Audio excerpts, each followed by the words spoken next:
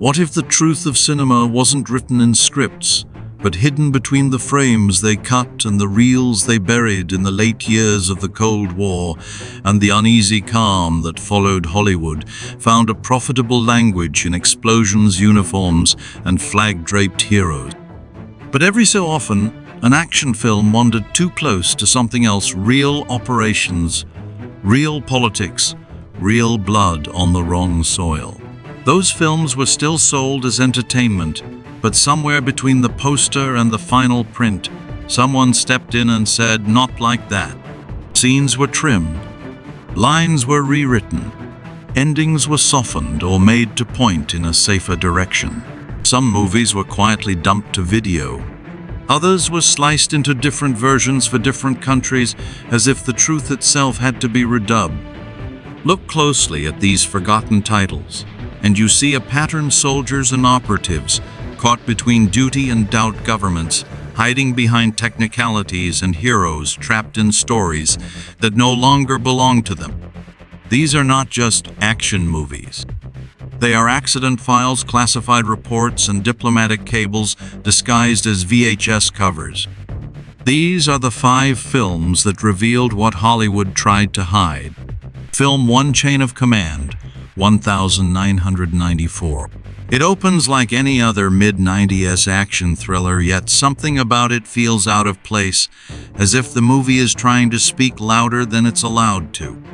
Chain of Command, starring Michael Dudikoff in the fading afterglow of the Cannon films' legacy, follows a lone American caught in a coup inside a fictional Middle Eastern state. On the surface, it is a familiar blueprint: hostages, military factions, a reluctant hero. But the moment you look past the explosions, you notice the seams, signs of a production shaped by pressures no marketing department ever acknowledged. Behind the camera, the story was messier. Filming took place in unstable regions, where the crew reportedly worked under abrupt funding changes, security fears, and last-minute script adjustments designed to blur references to real countries. Some scenes were shot twice, one version more politically pointed, the other scrubbed clean for international release. Even Dudikoff's performance feels caught between these two worlds, as if he is acting in one film while the editor is assembling another. Rumors persist that early cuts leaned harder into geopolitical critique before distributors demanded a safer, more generic tone. Watch closely, and you sense the ghost of the film it could have been.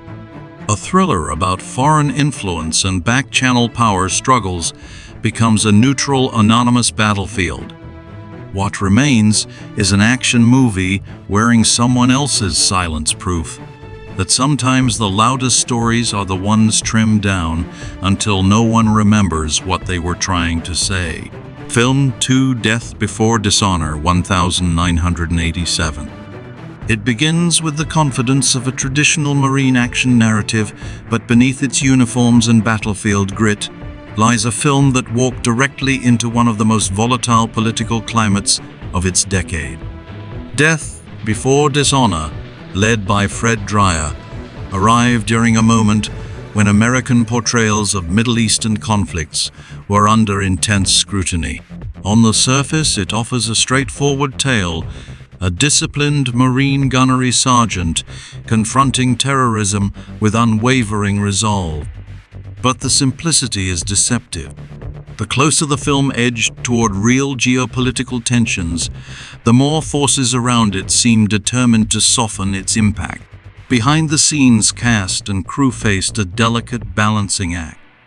Early drafts of the script reportedly named specific factions and alluded to real operations choices that drew concern from advisors and distributors. By the time cameras rolled, dialogue had been rewritten, references blurred, and entire motivations restructured to avoid accusations of political provocation. Some countries in the Middle East rejected distribution altogether, citing the film's uncomfortable proximity to current events.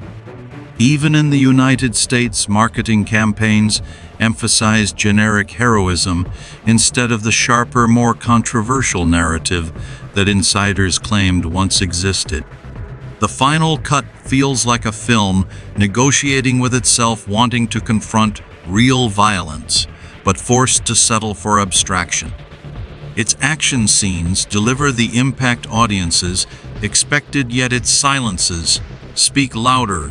The erased details, the softened edges, the names replaced with safer invention. In the end, it stands as a reminder that the battlefield isn't always on screen. Sometimes it unfolds in boardrooms and diplomatic channels, where a story's truth is reshaped long before it reaches the audience. Film 3, The Patriot 1986. It arrives quietly in the margins of ATS action cinema, overshadowed by bigger military blockbusters. Yet The Patriot carries a tension that feels strangely suppressed. Starring Greg Henry in a grim, uncompromising role, the film presents itself as a standard counter-terrorism thriller, but there is an unease in its pacing, a darkness pressing against the edges of the frame. You sense a longer, harsher movie hiding inside one that never survived the editing room. Production stories hint at a film far more severe than the version released. Crew members have spoken about scenes exploring the psychological toll of terrorism and the corrosive effect of unregulated paramilitary actions material that distributors considered too bleak and politically volatile. There were rumors of an extended cut, running over 20 minutes longer, sharpening its critique of government overreach and clandestine operation.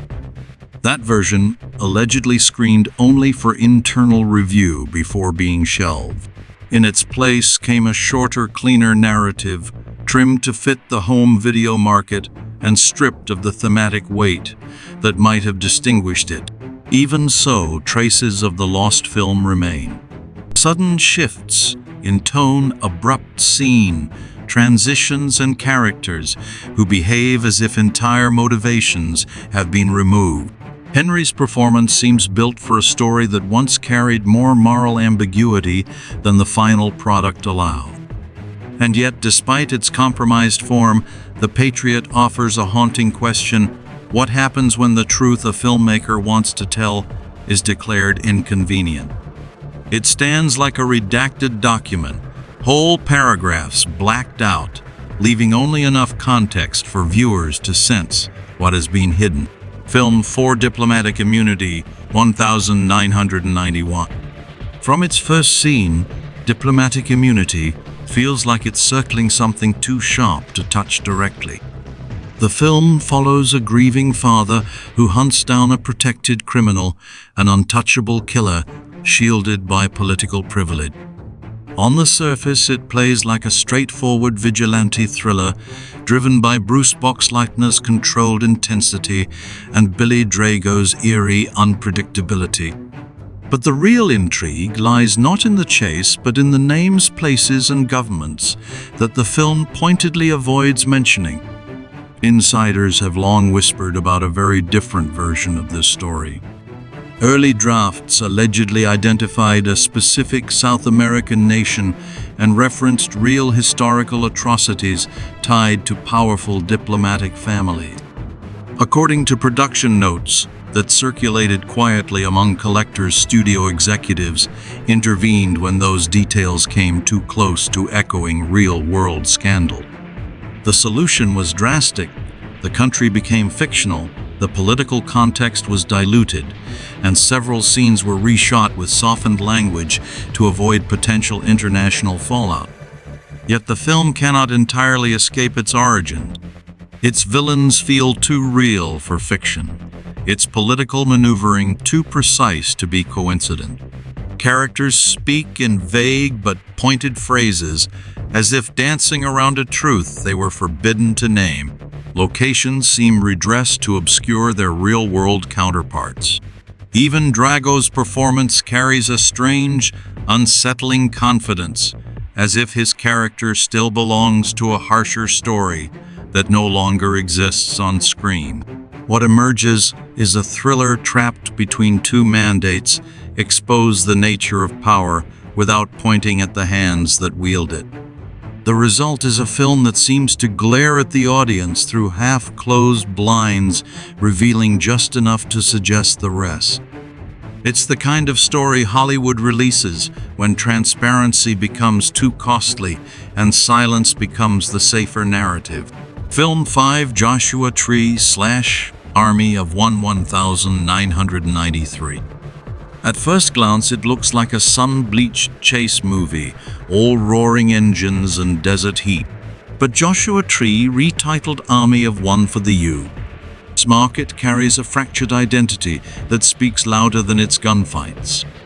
Dolph Lundgren plays a fugitive framed for a crime he didn't commit, barreling through the Mojave in a story that feels cohesive on the surface, yet strangely doubled underneath. That unease comes from the film's two competing versions, the one Americans saw and the one the rest of the world received. International audiences got a cut that breathed more freely, longer scenes, sharper violence and character beats that painted Lundgren's hero with more ambiguity. The U.S. cut, however, was trimmed into a cleaner, faster, safer package, burying entire narrative threads. Insiders claimed these changes weren't made for pacing, but for presentation. Distributors feared the tone was too gritty for domestic markets, already shifting away from hard-edged vigilante film.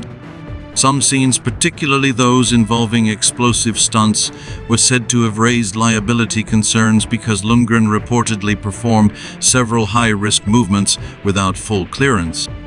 Those sequences survived only in the international release, while the American version left them behind like suppressed evidence. Even with its mismatched halves, Joshua Tree radiates the energy of a film that refused to disappear quietly. There is a rawness to the action, a sense that real dust and real danger clung to the production. Watch the two cuts side by side, and you see what Hollywood tried to sand away: a story less about a wronged man on the run, and more about the systems that decide which version of the truth is allowed to exist. Bonus fact: the soldier 1982. Long before the films in this countdown blurred the line between action and geopolitics, the soldier drew that line in bright, dangerous strokes, and then watched it get erased. Directed by James Glickenhaus, the film follows a covert operative racing to prevent a catastrophic international incident. On the surface, it unfolds like a sleek Cold War thriller built from icy landscapes, shadow diplomacy, and a hero who operates outside official boundary. But the story beneath the story, the one audiences were never meant to see, is far more combustible. Early versions of the screenplay were said to be shockingly direct, naming real intelligence agencies, referencing genuine covert operations, and pointing fingers at specific government. According to accounts from crew members, consultants warned that the script veered too close to classified event.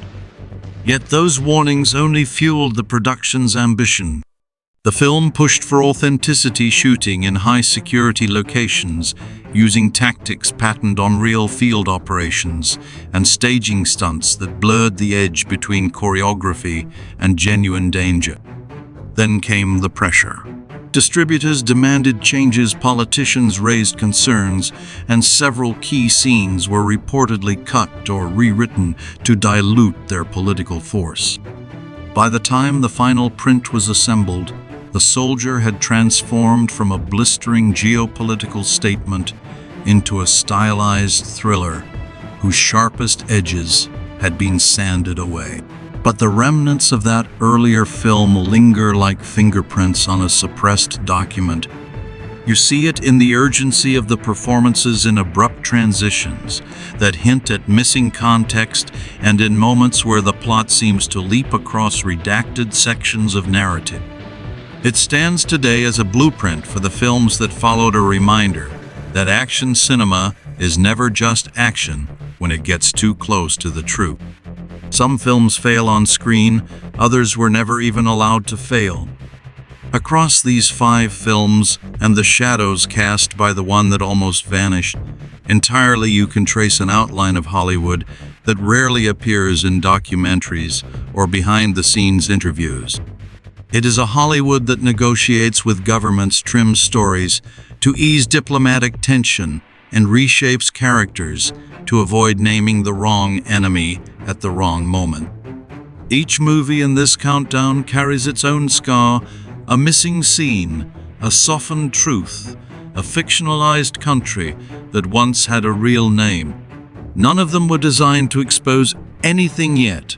All of them reveal something by what they were forced to hide. When you place them side by side, the pattern becomes unmistakable. Chain of command disguises a political critique beneath generic action. Death before dishonor blunts the sharp edges of a story that once spoke too directly. The Patriot shows the outline of a longer, darker film carved down into marketable shape. Diplomatic immunity tiptoes around allegations it was originally willing to confront. And Joshua Tree exists in 2 realities, one bold and dangerous, the other sanitized for domestic comfort. Even the soldier, though older, echoes the same truth. When a story points at power, someone will try to break its line of sight. So the question left behind is simple and unsettling. How many more films were altered, buried, or rewritten before we ever had the chance to understand what they were really trying to say? And if these stories could be reshaped so easily, what does that say about the versions of history we think we know? If you want to explore more hidden reels, more buried edits, and more truths that survive the cutting room, you already know where to come back. Real secrets where the truth was always in the edit.